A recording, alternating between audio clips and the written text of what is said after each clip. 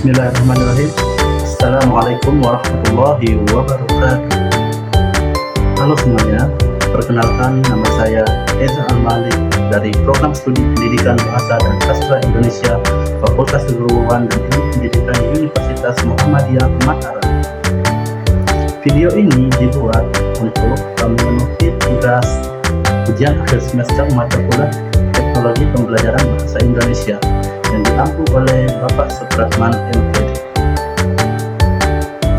Pada kesempatan kali ini saya akan sedikit menjelaskan tentang buku ini, yaitu buku Teknologi dan Media dalam Pembelajaran, yang dimana di buku ini ditulis oleh Sri Hardianti dan kawan-kawan. Buku ini terdiri dari 10 bab yang menguraikan tentang dimana bab pertama menguraikan tentang media pembelajaran, bab kedua tentang teknologi pembelajaran, bab ketiga tentang strategi-strategi pembelajaran, bab keempat tentang metode-metode media dan teknologi pembelajaran, bab kelima pembelajaran dengan media cetak, bab keenam pembelajaran dengan media visual, bab ketujuh pembelajaran dengan media audio, bab kedelapan media video pembelajaran, bab 9 blended learning, dan bab 10 atau bab terakhir yaitu tentang pembelajaran jarak jauh berbasis teknologi. So, jadi tanpa berlama-lama kita langsung ke video penjelasannya. Let's go. Di bab pertama ada media pembelajaran. Apa jadinya jika proses pembelajaran salah dan tidak efektif untuk proses pengajaran? Tentunya belajar mengajar akan menemukan banyak waktu, energi, dan biaya, sementara tujuan pembelajaran tidak dapat dicapai dan kesalahpahaman akan tertarik antara pendidik dengan peserta didik. Terkadang, pendidik yang tidak kreatif menggunakan metode pengajaran akan merasa cukup puas dengan metode konferensi yang menyebabkan peserta didik kurang termotivasi dalam proses pembelajaran. Jadi, dan pada bab pertama ini di bagian media pembelajaran, bab ini membahas konsep dasar media pembelajaran termasuk pengertian, manfaat media pembelajaran, dan fungsinya. Topik-topiknya yaitu meliputi karakteristik dan klasifikasi media pembelajaran, yang dimana ini merupakan media dikategorikan berdasarkan karakteristik tertentu. Yang kedua, prinsip-prinsip media pembelajaran. Di materi ini, pedoman yang harus diikuti saat memilih dan menggunakan media dalam pembelajaran. Dan terakhir pembahasannya yaitu urgensi media pembelajaran. Mengapa media untuk meningkatkan efektivitas pengajaran? Di bab kedua ini tentang teknologi pembelajaran, yang dimana bab ini membahas definisi dan hakikat teknologi dalam konteks pendidikan.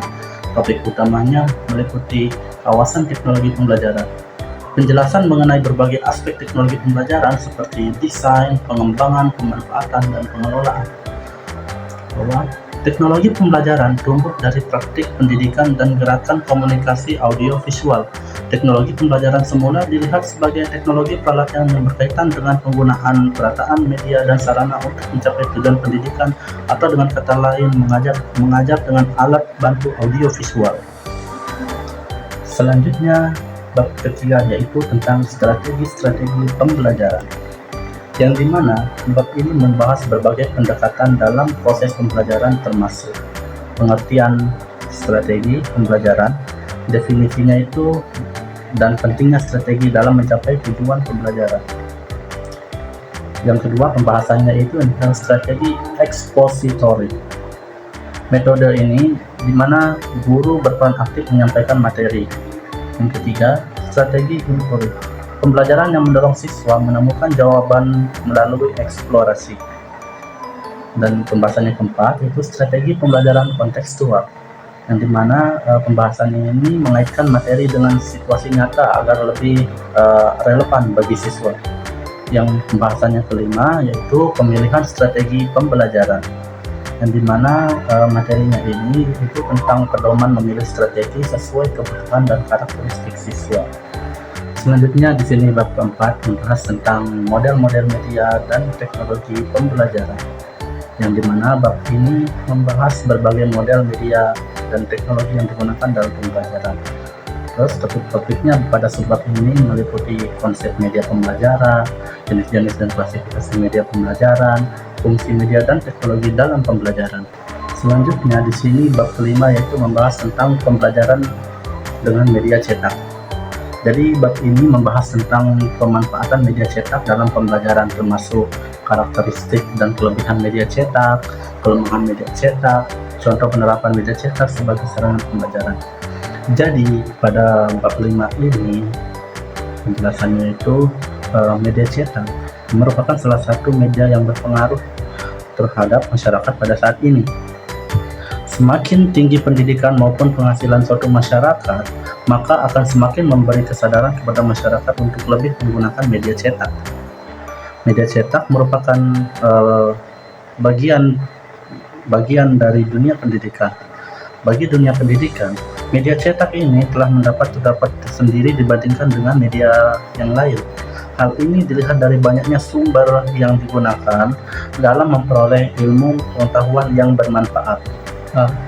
Selanjutnya di bab 6 membahas tentang pembelajaran dengan media visual, yang dimana bab ini menjelaskan tentang penggunaan media visual dalam pembelajaran, seperti jenis-jenis media visual, prinsip pembelajaran dengan media visual, langkah-langkah pengembangan pembelajaran dengan media visual.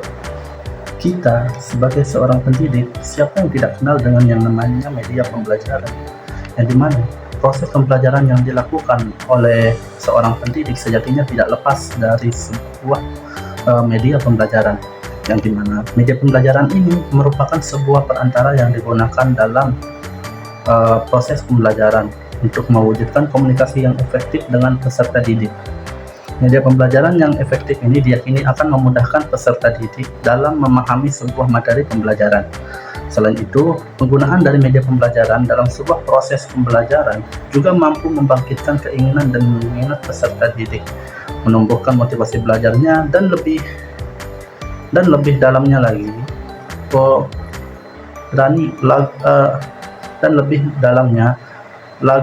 lagi mampu membawa pengaruh psikologis kepada peserta didik.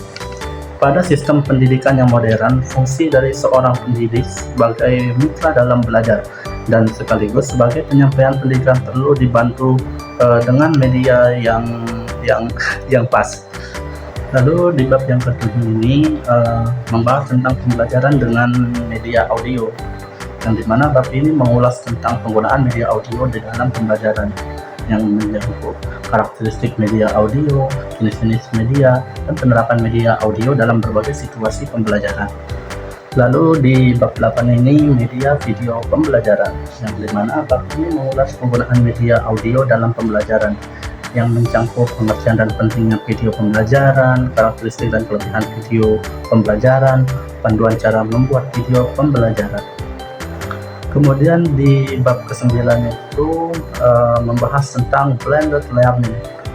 Bab ini menjelaskan konsep blended learning atau pembelajaran campuran, yang dimana pembahasannya itu meliputi pengertian blended learning, model-model blended learning, dan karakteristik pembelajaran campuran dan penerapannya. Di sini teman-teman pasti bertanya, apa sih itu blended learning? Ya, jadi blended learning itu berkembang sekitar pada tahun 2000-an dan sekarang banyak digunakan di Amerika Utara, Inggris, dan Australia di kalangan perguruan tinggi dan dunia penelitian. Lalu di bab 10 ini atau bab yang terakhir membahas tentang pembelajaran jarak jauh berbasis teknologi, yang dimana bab ini membahas tentang pembelajaran jarak jauh yang berbasis teknologi dengan cakupan ciri dan karakteristik pembelajaran jarak jauh, efektivitas penggunaan teknologi dalam pembelajaran jarak jauh, hambatan-hambatan yang dihadapi dalam penerapannya.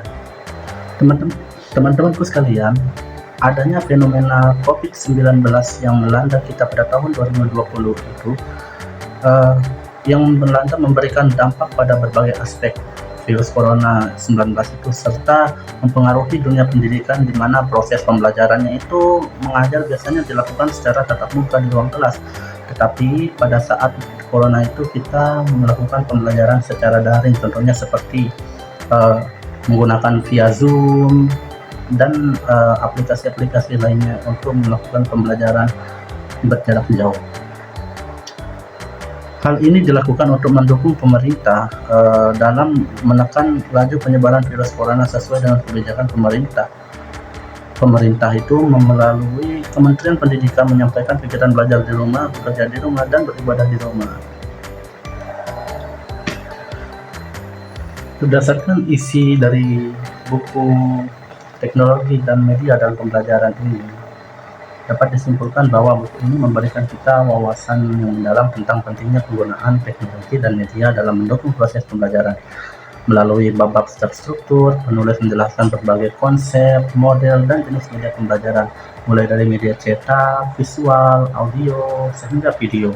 Selain itu, buku ini membahas tentang pendekatan modern seperti blended learning, pembelajaran jarak jauh berbasis teknologi yang relevan dalam era digital saat ini. Inti dari kesimpulan buku ini mencangkup keberagaman media pembelajaran, pentingnya inovasi teknologi, model pembelajaran baru, dan efektivitas kendala. Secara keseluruhan, buku ini memberikan kita panduan praktis dan teoritis bagi pendidik untuk manfaat teknologi dan media secara optimal dalam proses pembelajaran, sehingga dapat membantu kita untuk melakukan pembelajaran terhadap peserta didik dengan lebih efisien. Sekian materi dan penjelasan yang bisa saya sampaikan.